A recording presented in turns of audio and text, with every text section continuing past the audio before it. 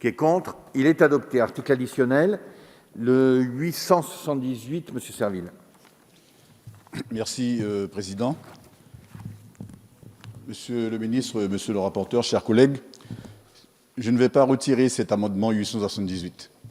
C'est un amendement qui a été travaillé avec le gouvernement et qui fait suite, tout comme la rétrocession foncière dont on a parlé précédemment, aux engagements que l'État avait pris vis-à-vis de la Guyane suite aux accords de Guyane qui faisaient le même suite aux mouvements sociaux qu'on a connus en mars-avril 2017.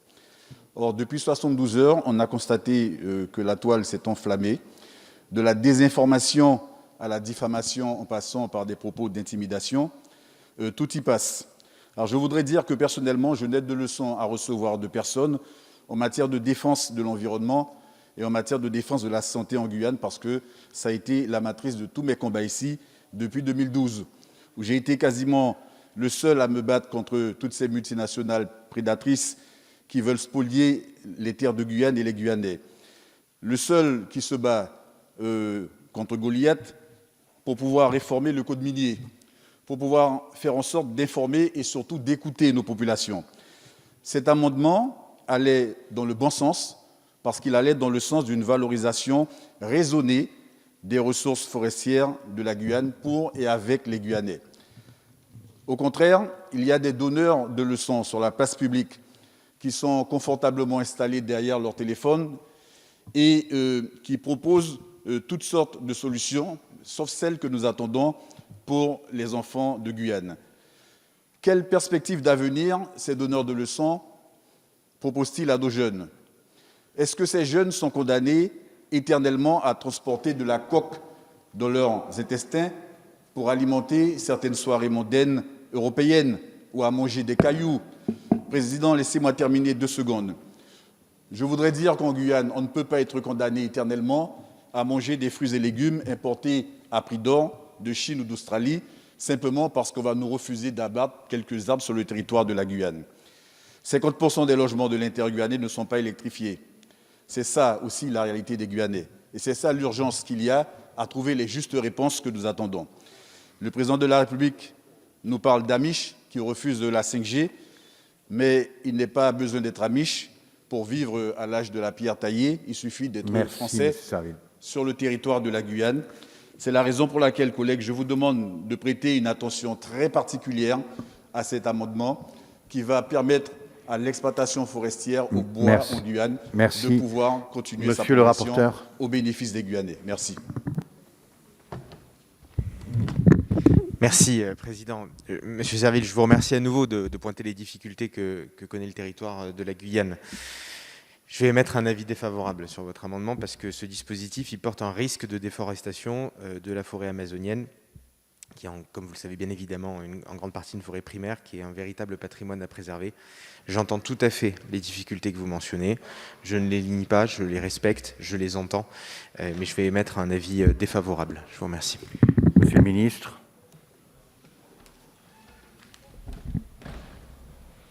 Oui, j'aurais aussi un avis défavorable, mais je sais, monsieur le député Serville, votre engagement pour l'environnement. C'est vrai que la difficulté, c'est que là, l'amendement permet de dépasser le seuil de 150 hectares à 5000 hectares pour des projets d'aménagement. Mais la loi dirait simplement qu'on dépasse le seuil de 150 hectares à 5000 hectares. Moi, l'engagement que je prends devant vous, monsieur le député, c'est évidemment que tous les services de l'État accompagnent les projets sur place, mais il me paraît difficile de donner un avis favorable permettant d'enlever le seuil de 150 hectares en le faisant passer à 5000. Encore une fois, ce n'est pas un jugement quant à votre engagement environnemental que je connais et que je respecte. Merci, monsieur le ministre. Je vais mettre aux voix l'amendement. Monsieur Serville. Monsieur le rapporteur, monsieur le ministre, merci, Président. La forêt guyanaise, c'est la seule forêt européenne qui est certifiée forêt PEFC, vous le savez, et qui tend à aller vers une autre certification FSC. Cela veut dire que jusqu'à aujourd'hui, on a réussi à faire confiance aux scieurs, aux exploitants et aux agents de l'ONF dont on parlait précédemment. pour que ces personnes soient en capacité de produire une exploitation qui soit raisonnable, une exploitation qui respecte les attentes de nos populations, une exploitation qui permette de protéger également la planète et qui permette de préserver la ressource. En clair, on a réussi jusqu'à maintenant à faire une exploitation durable de cette forêt. L'idée, c'est que cette filière forestière gagnait à pouvoir progresser au bénéfice du territoire.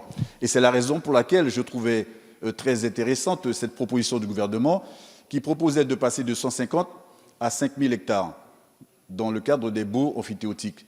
Mais monsieur le ministre, il faut bien que vous compreniez que lorsque on fait un bail de 150 hectares à un exploitant forestier, ça ne veut pas dire qu'il va aller déboiser 150 hectares de forêt.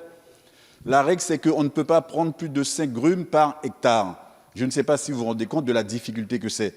Et lorsque les exploitants forestiers nous disent qu'ils veulent pouvoir progresser dans leur activité au bénéfice du territoire pour qu'on ne soit pas dépendant que du RSA, que des prestations sociales, mais je pense que le gouvernement aurait pu donner un avis favorable à cette proposition parce qu'un bail amphithéotique de 5 000 hectares, ça ne veut pas du tout dire que les forestiers auraient déboisé 5 000 hectares. Alors, comparer ce qu'on fait sur le territoire de la Guyane, où on est dans un développement durable et raisonné, à ce qui se passe à côté, chez le voisin brésilien, où on brûle des millions d'hectares pour faire la culture du soja, il n'y a pas commune mesure entre les deux. Et c'est pour ça que je considère que nous devrions avoir un regard beaucoup plus différencié et permettre à cette activité-là de pouvoir mieux se développer en émettant un avis favorable pour cet amendement. Monsieur Serville, je vais mettre aux voix cet amendement sur lequel monsieur le rapporteur puis monsieur le ministre se sont exprimés négativement. Qui est pour? Qui est contre? Il est repoussé. Article